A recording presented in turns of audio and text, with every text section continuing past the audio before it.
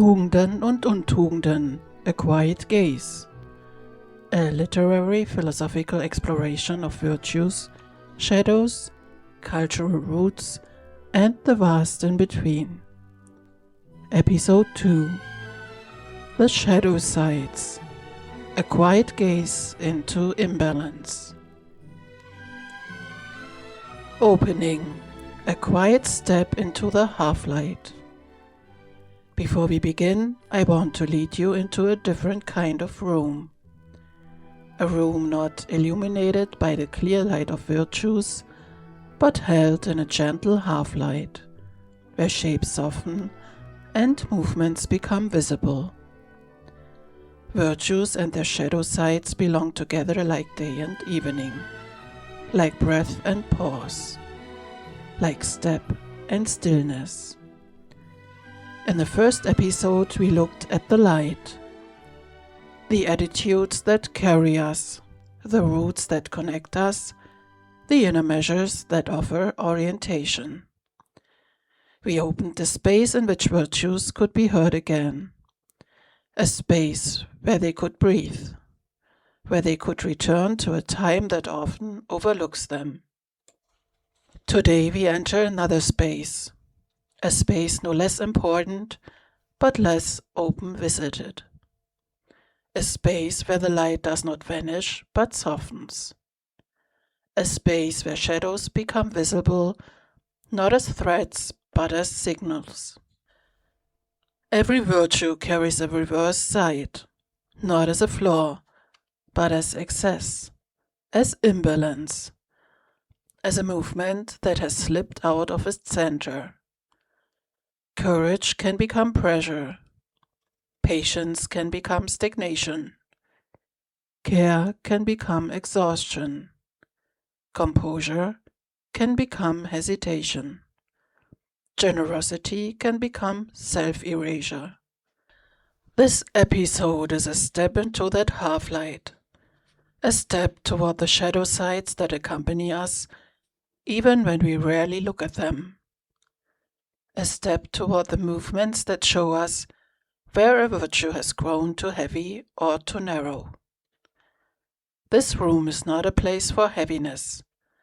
It is a place of clarity, a place where we can learn how light and shadow belong together, a place where we can recognize that we are not made of one piece, but of many layers, many tones, many movements. Before we go deeper, I invite you to enter this room slowly, without haste, without judgment, with a quiet gaze on what becomes visible when the light does not dazzle but guides.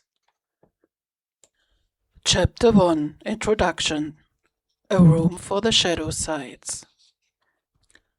Before we turn toward the shadow sides, I want to share why this episode is necessary and why it belongs here as the second step in the long arc of this series.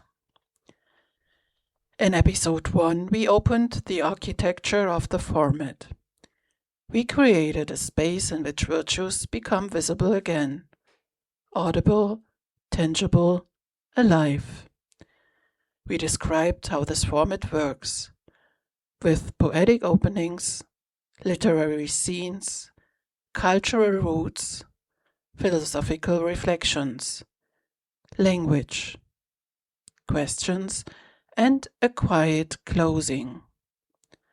The pilot made it clear. This format wants to give them space, a space that does not moralize but remembers. This attitude remains. But today we widen the space.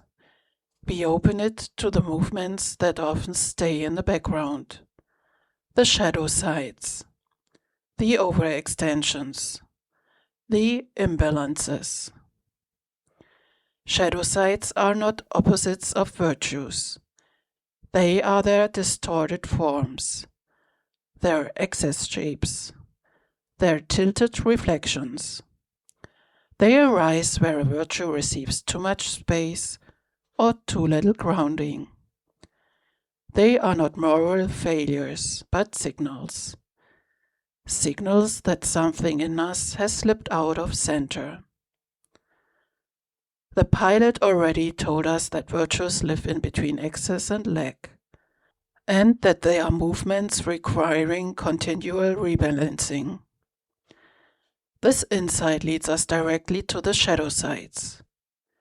Where balance is lost, a shadow appears. Why dedicate an entire episode to these shadows?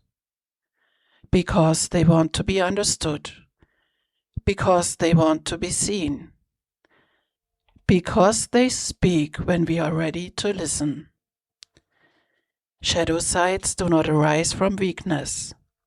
They arise from overload, overextension, inattention, unmet needs, too much responsibility, too little rest. They are not moral verdicts, but messages. In this episode, we explore these messages. We ask, what are shadow sides truly? How do they arise? What cultural norms do they take? How do they differ from moral wrongdoing? How can we live with them without being ruled by them? How do we return to the center? We follow the same structure as episode 1. A poetic scene, a literary story, origins and history, cultural perspectives, philosophical reflection, language, questions, and a meditation that guides without negation and leads into a space of quiet. This episode is a foundation. It prepares what begins in episode 3, the interplay between virtue and shadow, between light and half-light, between grounding and excess. Perhaps the most important thought of this introduction is this. Shadow sides are not dark forces. They are signals, traces, movements that show us where a virtue needs space and where we can meet ourselves.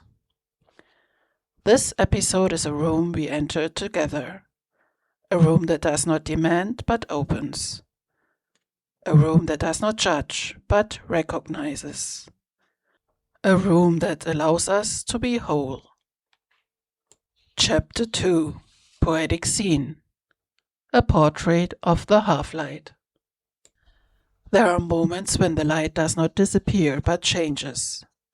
It becomes softer, wider, quieter.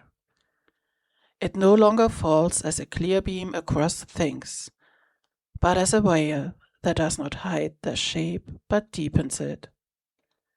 This chapter begins in such a light that does not demand but invites, a light that does not divide but connects, a light that does not simply reveal but allows us to sense. Perhaps you know this moment, when the day has not yet begun and the night has not yet left, when the world rests in a space between, where everything seems possible and nothing must be decided, a room where things are not bright but not dark either, a room where half-light becomes its own language. In this light, even small things can cast long shadows. A branch on the ground, a stone by the path, a leaf barely moving. And yet each of them creates a shape larger than itself, not threatening but true. Perhaps our inner movements are the same. A virtue is like an object in the light, clear, recognizable, steady, but only the shadow it casts reveals its full form, where it begins, where it ends, how it shifts when the light changes. In this half-light, we see that virtues are not only bright, They are alive, and everything alive has a reverse side, a night side that does not work against us, but speaks to us. Perhaps that is the purpose of this light. It shows that we are not made of one piece, but of many layers, brightness and shadow, strength and strain, courage and hesitation, care and exhaustion, not as contradictions, but as movements that belong together. When we step into this half-light, we see the world differently, not sharper but deeper, not louder but truer. We see how the light falls and how the shadow follows. We see that both are part of the same shape.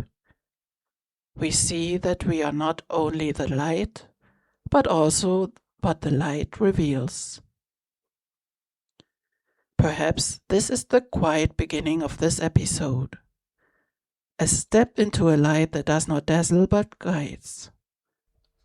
A step into a room where the shadow sides of our virtues need not be feared, because they show us what we overlook in brighter light. This chapter is a breath, a pause, a gentle beginning, a picture that prepares us for what follows, the encounter with the shadows that have accompanied us for as long as we have been human. Chapter 3. Literary Scene. The woman, the man, and the shadow of balance. The morning was cool, and a thin mist lay over the path leading to the river. The air felt still as if it were holding its breath, and the light fell at an angle through the bare branches of the trees. It was the kind of light that makes things appear larger than they are and shadows longer than expected. In this light, a man stood at the river's edge, hands in his coat pockets, eyes resting on the slow movement of the water. He looked as though he were listening to something not spoken aloud, something quiet, yet insistent.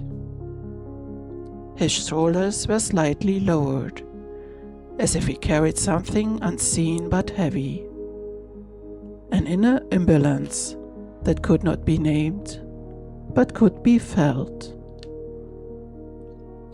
A woman walked along the path, a basket on her arm, filled with a few branches and a cloth draped over the rim. Her steps were steady as if following a rhythm older than the morning itself. When she saw the man, she paused, not surprised, but as though she had known she would find him here. "You are out early," she said, her voice warm without being soft, a voice that did not push but opened. The man nodded, still looking at the water. "I couldn't sleep," he said quietly. "Something in me has grown heavy. I don't know why." The woman set her basket down and stepped beside him. She did not look at him, but at the river, as if she knew that some conversations become easier when eyes rest on something shared. "Sometimes," she said, "a virtue grows too large. It rises above us without noticing, and then it casts a shadow that takes our side." The man said nothing. He knew she was right, even if he did not yet know how. "I always thought I had to be strong," he said at last. "I thought strength was a virtue. but lately it feels like a burden. The woman lifted one of the branches from her basket. Strength is a virtue, she said, but when it grows too heavy, it becomes hardness, and hardness is difficult to carry. He exhaled slowly. And what do you do then? She turned the branch in her hand, studying its shape, its small irregularities, its fine cracks. You look at it, she said. You recognize the shadow it casts, not to judge it, but to understand where the balance was lost. The man looked at the branch. I always thought shadow sites were failures. No, she said gently. Shadow sites are signals. They show where something has become too much or too little. They show where we can meet ourselves. A breeze moved across the water, and the man's shadow shifted on the surface. Distorted yet recognizable. He watched it, as if seeing himself from a new angle. And when you recognize the shadow, he asked, then you can adjust the light, she said, not by fighting the shadow, but by bringing the virtue back to its center. She placed the branch back to the basket, lifted it and looked at him. You carry a lot, she said, perhaps more than you need to. The man nodded slowly. Perhaps, he said, perhaps I've tried to be strong for too long. Strength is good, she said, but measure is better. She smiled, a quiet, encouraging smile that did not comfort, but strengthened. Then she continued down the path, disappearing into the half-light. The man remained, but something within him had begun to move. He looked at the river, at his shadow, at the light that shaped it. And he knew he could begin, not with the light alone, but with balance. Chapter 4: Origins and History of the Shadow Sites. Shadow sites are among humanity's oldest companions.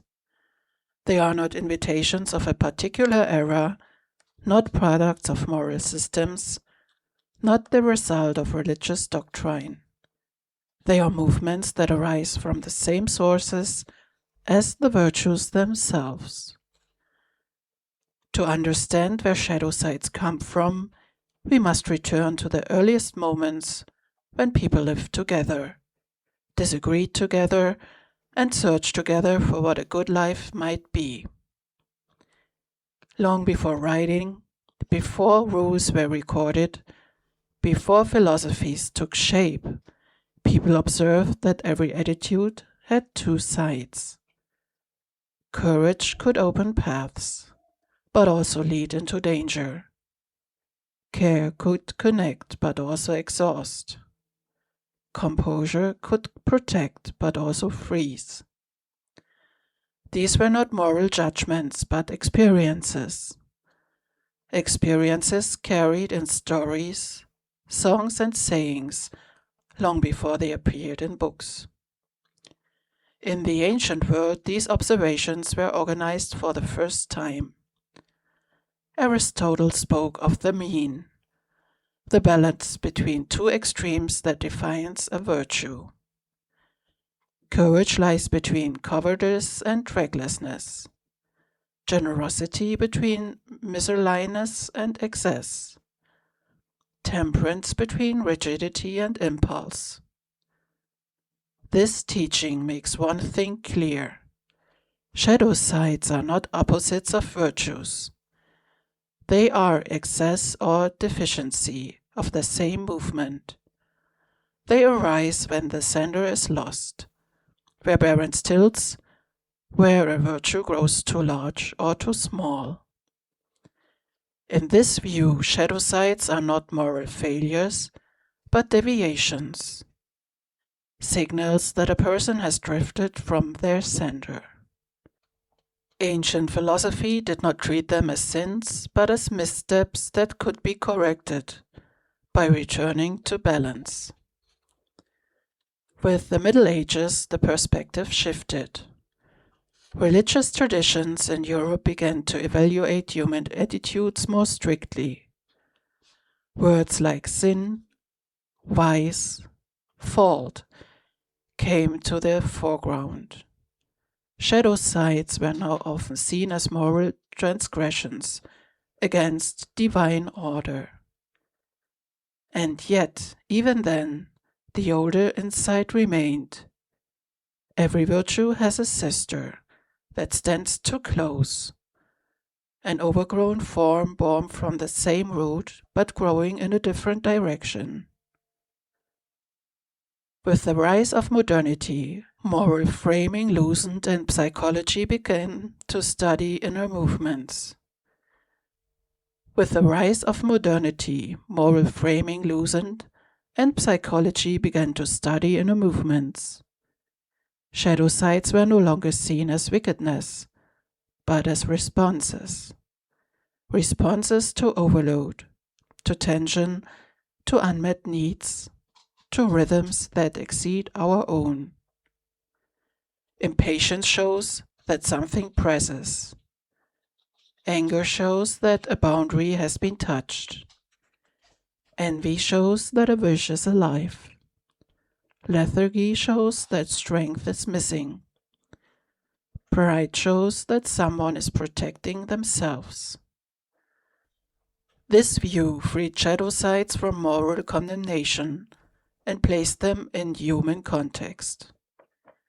In the modern world, cultural studies and psychology began to see shadow sides as cultural movements. Every culture has its own imbalances, its own excess forms, its own shadow patterns. In some cultures, disharmony is the greatest imbalance. In others, injustice.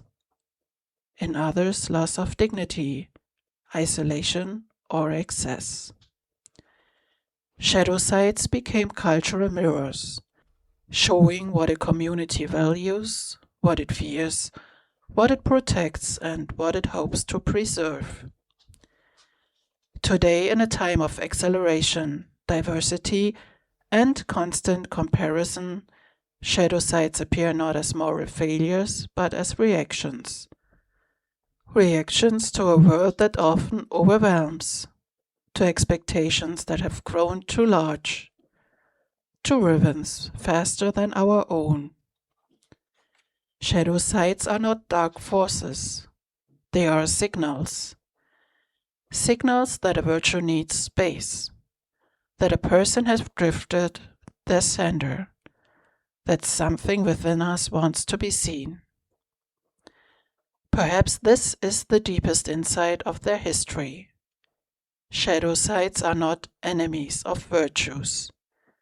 They are their shadows, but a shadow appears only where the light is. Chapter 5, Meaning Today.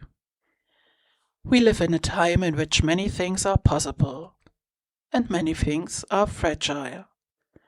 A time in which paths open and become unclear at the same moment. A time in which people have more freedom than ever, and often less inner grounding. In this world, shadow sides do not appear as moral failures, but as responses. Responses to a reality that accelerates, demands, overwhelms, and sometimes exceeds us. In earlier eras, shadow sides were embedded in clear structures. They were seen as deviations from rules, as violations of norm, as shadows to be avoided. Today they are indicators that a person has reached a limit, that a virtue has slipped out of balance, that something wants to be acknowledged beneath the noise of the present. The world we inhabit is fast. Decisions must be made quickly. Information flows without pause. Expectations grow. In this acceleration, virtues easily lose their center. Patience becomes rare. Composure is downed by urgency. Courage is mistaken for force. Care becomes overload. Moderation becomes difficult in a world that constantly asks for more. Shadow sides today arise not from malice, but from overextension. Impatience shows that the world's rhythm is faster than our own. Anger shows that a boundary has been touched too often. Envy shows that a wish has no room to breathe. Lethargy shows that a strength has been spent. Pride shows that someone is shielding something tender. Excess shows that something deep within is searching for fullness. In this view, shadow sides are not moral verdicts, but inner movements that speak to us. They are quiet voices saying, something needs attention. Something wants to return to center. The pilot episode already told us that virtues are movements that must be balanced again and again. This is truer today than ever.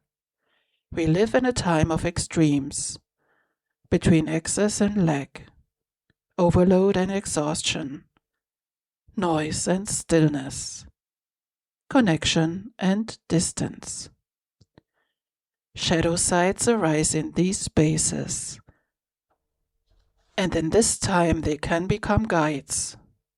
They show where we lose ourselves, where we over-adapt, where we overgive, where we long for rest, where we need clarity, where we can grow. Shadow sides are not obstacles, they are traces. Traces that lead us back to what carries us. Perhaps this is their greatest meaning today. Shadow sides make visible what lies hidden. They show where a virtue needs space. They show where a person can meet themselves. They show where life wants to return to its center. In a world that often moves faster than we can walk, shadow sides are not stumbling stones. They are signals, and signals are paths. Paths back to ourselves. Chapter 6. Everyday Life and Application. Shadow sides do not appear in dramatic moments. They do not wait for conflict, for collapse, for decisions that go wrong. They show themselves much earlier, in the small movements of everyday life that almost no one notices, yet reveals so much about our inner balance. Everyday life is the place where virtues and their shadow sides become most visible, not as opposites, but as signals. Signals of how we live, how we respond, how we meet ourselves. A shadow side is not a misstep. It is a message that virtue needs space, that something in us has shifted, that an inner movement is asking for attention. Impatience often appears first, not as an outburst, but as a quiet tightening, a quicker breath, a restless glance, a subtle pull inside that says, this is too fast, or too slow, or too much. Impatience is not a flaw. It is a sign that our rhythm no longer matches the rhythm around us. It shows that patience wants to grow. Anger rarely begins loudly. It begins as warmth in the chest, as tension in the neck, as a thought that refuses to leave. Anger shows that a boundary has been touched too often. It shows that clarity is needed, that something long unspoken wants to be voiced. Envy is a quiet companion. It does not arrive with grand gestures, but with a glance that lingers, a comparison that tightens, a feeling that presses. Envy shows that a wish is alive that has not yet found room. It shows that something within us wants to be acknowledged. Lethargy does not appear as laziness, but as heaviness, a tiredness not born of sleep, a resistance not born of disinterest, but of exhaustion. Lethargy shows that rest is needed, that body and mind long for a different pace. Pride often appears as protection. It shows itself as a distance, as a posture larger than it feels, as a shield raised quietly. Pride shows that something tender is being guarded. It shows that humility is not submission, but closeness. Excess does not appear as greed, but as searching.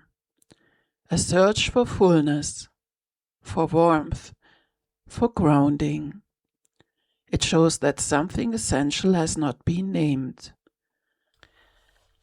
It shows that moderation is not a restriction, but nourishment. In everyday life, we can learn to read these signals, not as accusations, but as invitations. Invitations to listen inward. Invitations to return to center. Invitations to strengthen the virtue that calls from the shadow. When we feel impatience, patience can grow. When we feel anger, clarity can rise. When we feel envy, a wish becomes visible. When we feel lethargy, rest can find its place. When we feel pride, connection can emerge. When we feel excess, measure can return. Everyday life is not a test, it is a teacher. It shows where we stand. It shows where we can grow. It shows that virtues and shadow sides are not enemies, but movements that have accompanied us for as long as we have been human. Perhaps this is the essential insight of this chapter. Shadow sides do not darken us. They are traces that lead us back to what carries us. Chapter 7: Cultural Perspectives. Shadow sides are not the same everywhere. They carry the landscapes in which they formed, the languages that name them, the stories that shape them across centuries. Just as virtues are cultural mirrors, so are their shadow sides. They reveal what a community values, what it protects, what it fears, and where it recognizes itself. Every culture has movements that feel like imbalance, not as moral wrongdoing, but as disturbances in the fabric of living together. Below are a few broad perspectives, not as fixed categories, but as gentle sketches of how different cultures experience imbalance. First, East Asia. Balance as the highest measure. In many East Asian traditions, Confucian, Taoist, Buddhist, Harmony is the central value. Shadow sides arise where this harmony is disturbed. The core imbalances often include excess, disharmony, loss of relational balance, disruption of social rhythm. Here, imbalance is not a personal flaw, but a sign that the relationship between self and community has shifted. Second, Mediterranean cultures, warmth and overflow. In Mediterranean regions, Southern Europe, parts of the Middle East, Latin cultures across the world, life is often lived more publicly, more relationally, more expressively. Shadow sides here often arise from overflow, over-involvement, over-giving, over-attachment, emotional excess. These are not judged harshly. They are understood as signs that warmth has exceeded its container. Third, Anglo-American cultures. Individual responsibility. In many English-speaking cultures, virtues are tied to self-management and personal accountability. Shadow sides often appear as over-control, over-productivity, self-pressure, isolation through independence. Here, imbalance arises when responsibility becomes weight and autonomy becomes distance. Fourth, Northern Europe. Measure and restraint. In many Northern European contexts, virtues emphasize moderation, reliability, and inner steadiness. Shadow sides often emerge as emotional withdrawal, over-restraint, excessive self-containment, quiet exhaustion. Here, imbalance is subtle, a quiet tipping from composure into rigidity.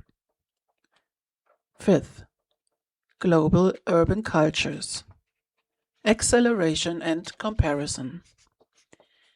In large cities across the world, New York, London, Singapore, Toronto, Sydney, shadow sides often arise from speed and visibility, overachievement, burnout, comparison pressure, identity overload.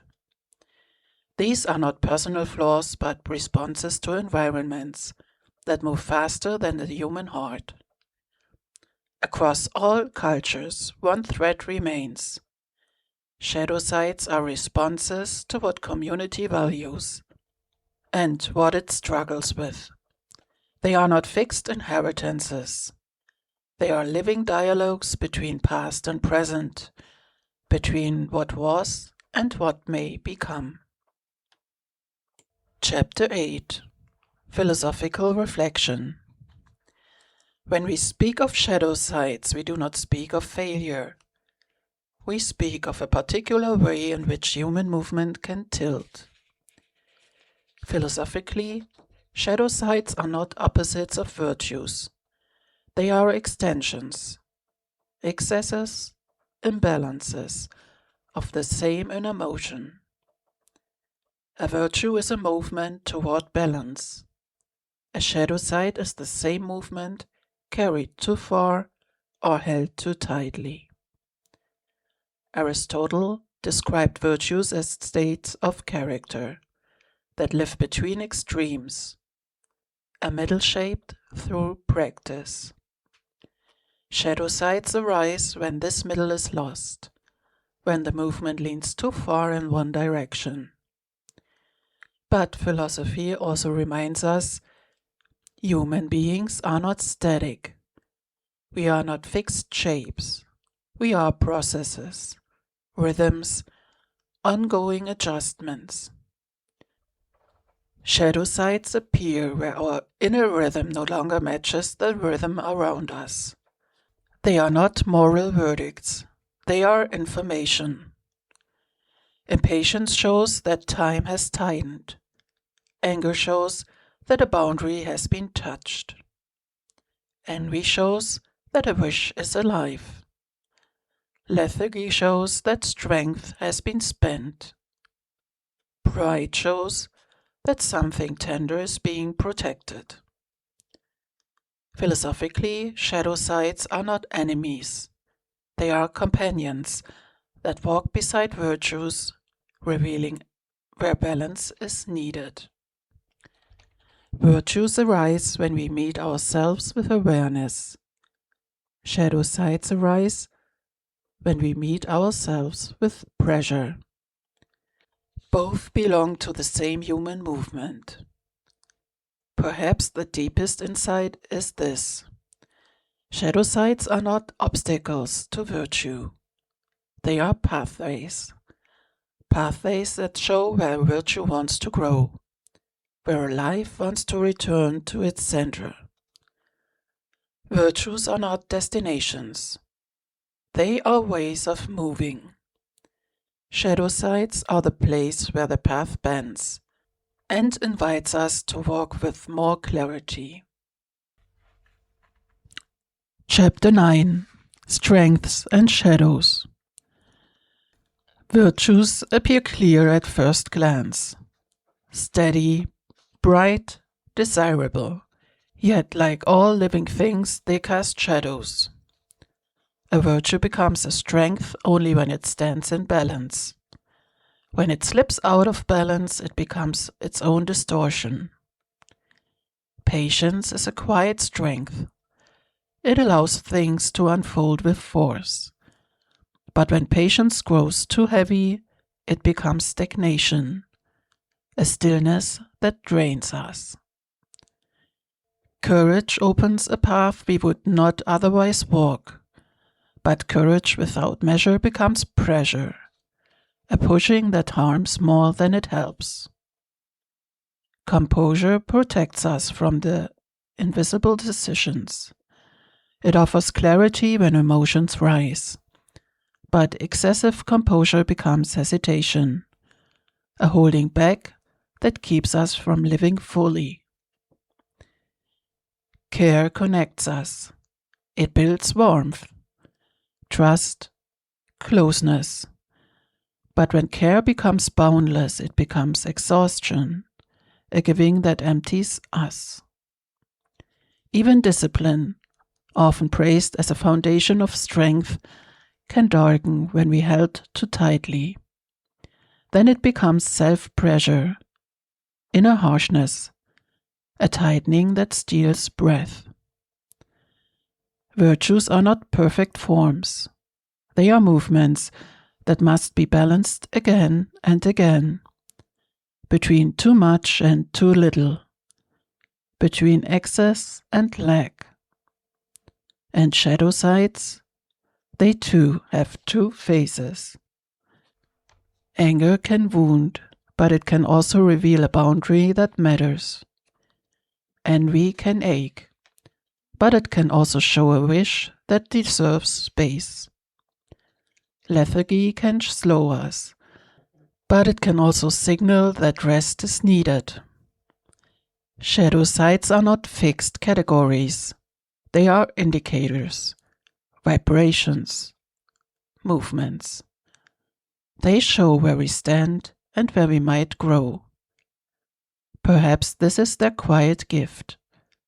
Shadow sides do not pull us away from the path of virtue. They illuminate it, showing where balance wants to return, where clarity wants to rise, where life wants to move toward its center again. Chapter 10: Language and Expressions. Language is a mirror of our inner movements. It reveals what a community values, what it protects, what it fears, and what it quietly carries beneath the surface. Shadow sides live not only in actions, but also in words, in the phrases we use without thinking, in the metaphors that have traveled through centuries, in the expressions that name what we feel before we understand it. Many everyday expressions in English carry traces of ancient reflections on imbalance. Losing one's balance, a phrase that suggests not failure, but a shift, a moment when the inner rhythm no longer matches the outer one. Carrying too much, a quiet acknowledgement that strength becomes weight when held too long. Running on empty, a modern expression for an ancient truth. Exhaustion is not weakness, but a sign that rest is needed. Spreading oneself too thin, a phrase that captures how generosity becomes depletion when it exceeds its container. Bottling things up, a reminder that composure becomes pressure when it has no room to breathe. Shadow sides also appear in the language of emotion. A short fuse, a heavy heart, a green glance, a tired soul. These are not judgments, these are observations, evidence that people across cultures have long recognized how easily balance can shift. Language makes shadow sides visible. It gives shape to what moves within us. It allows us to name what we sense but cannot yet articulate. Perhaps that is why language remains one of the most powerful tools for understanding imbalance. It reminds us that we are not alone with our shadows, our signals, our quiet inner movements. Language is not merely a tool. It is space. Chapter 11. Literary References.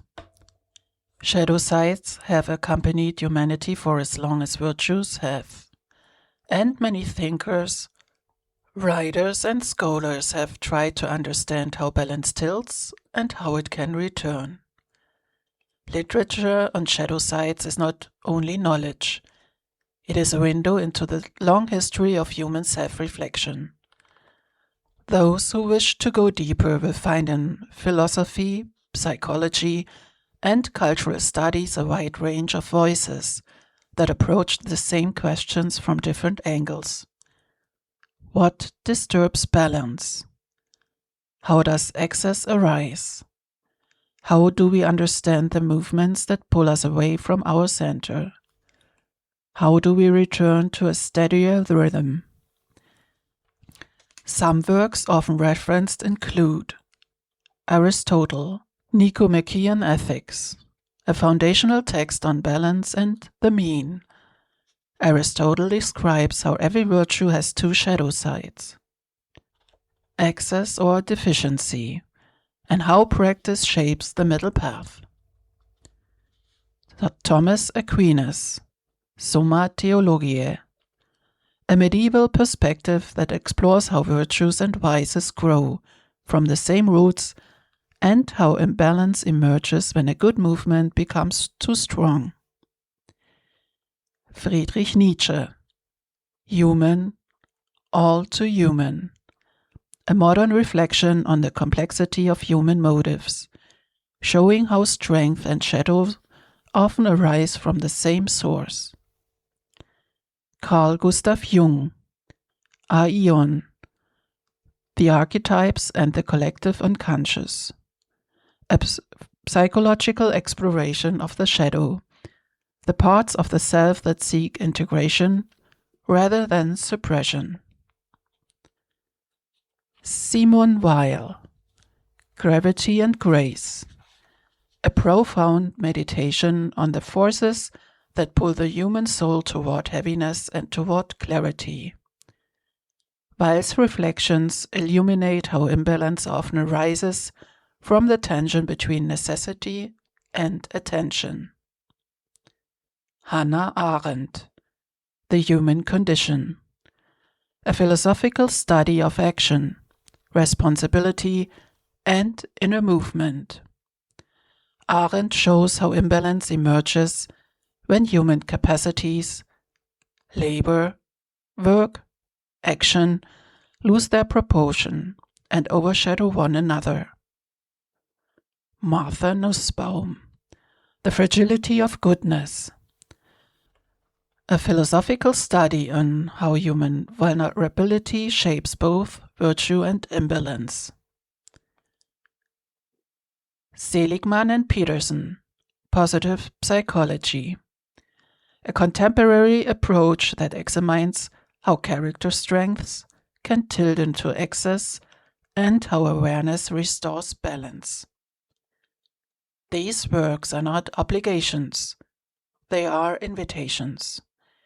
Invitations to explore how cultures, eras, and disciplines have understood the movements that shape us. Perhaps the essential point is this: shadow sides are not a closed chapter.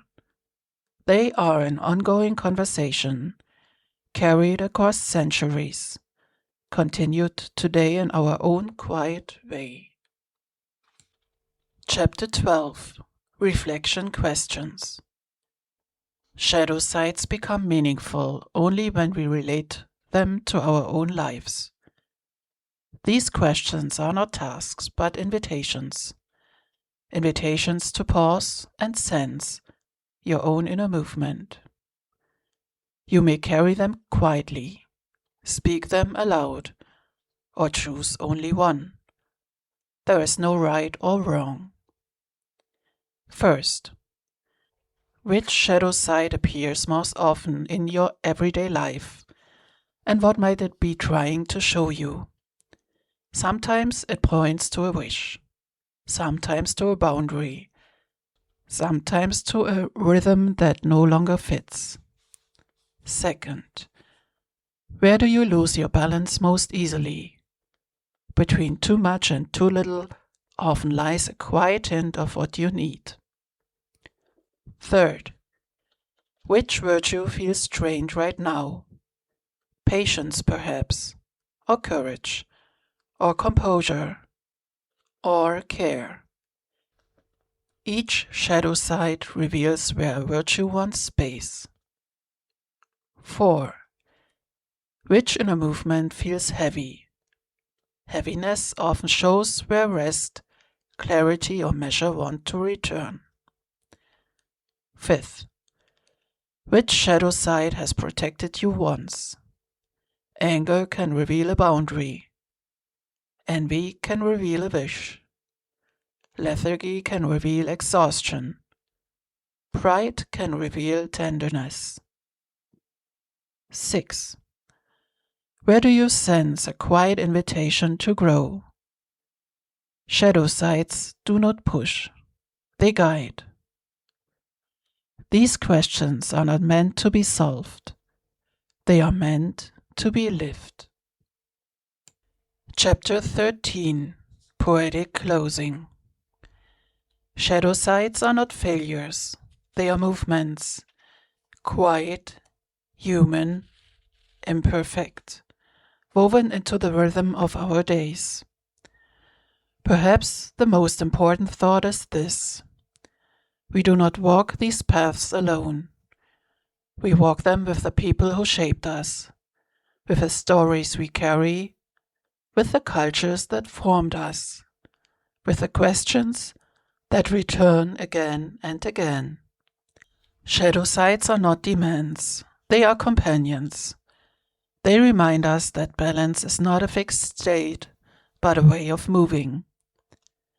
And perhaps that is the quiet gift of this second episode: to sense that within us there is a place that recognizes imbalance not as danger, but as guidance. A place that remembers what steadies us, what softens us, what brings us back to our center. This closing is a breath, a gentle return, a small light to carry with you as you step into your day. Chapter 14. Meditation. Before we begin, find a position that feels steady, a place where your breath can move freely, soft, natural, unforced. Let your shoulders soften. Let your hands rest. Let your breath arrive in its own rhythm.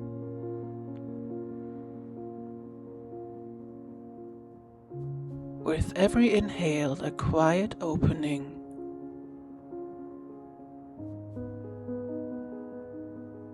With every exhale, a gentle release.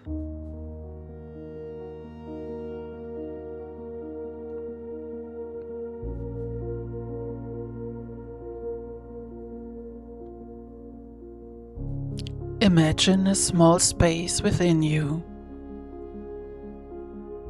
a space that feels clear, quiet, unhurried, a space that belongs to you and moves with you through every day.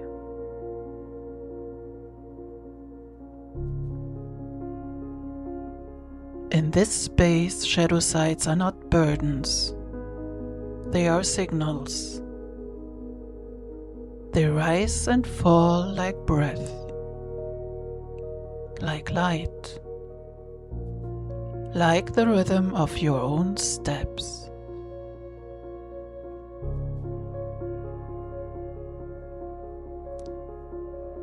Sense impatience as a tightening that softens.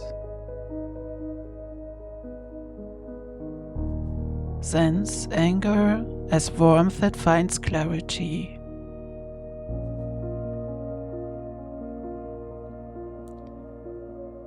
Sense envy as a wish becoming visible. Sense lethargy as a call for rest. Sense pride as a tenderness being protected.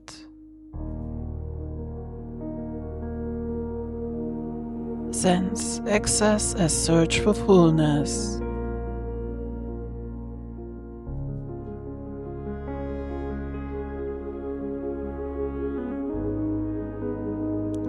You do not need to reach for anything. Everything essential is already here. Quiet, present, alive.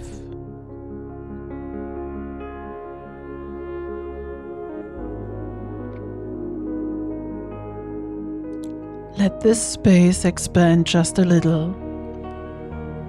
Let it become a place you can return to. A place that remembers what steadies you, what strengthens you, what brings you back to your center.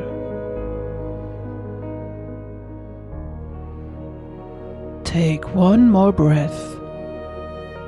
Deep. Slow, full. And when you are ready, let your attention return to the room around you, carrying with you the quiet movement you found here.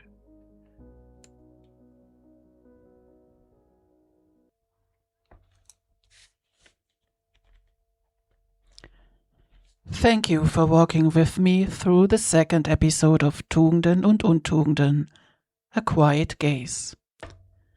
Perhaps something in you has shifted gently. Perhaps a shadow has shown its outline. Perhaps a quiet thread of understanding has begun to form. Shadow sides are not burdens. They are signals, soft movements that reveal where balance wants to return, where clarity wants to arise, where a virtue seeks space.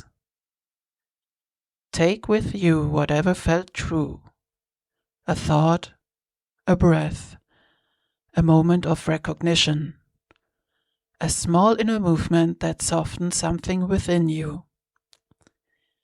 This path continues, chapter by chapter, light and half-light, virtue and shadow, always in your own rhythm. Thank you for listening. Thank you for being here. Thank you for giving this quiet space a place in your day. We meet again in the next episode.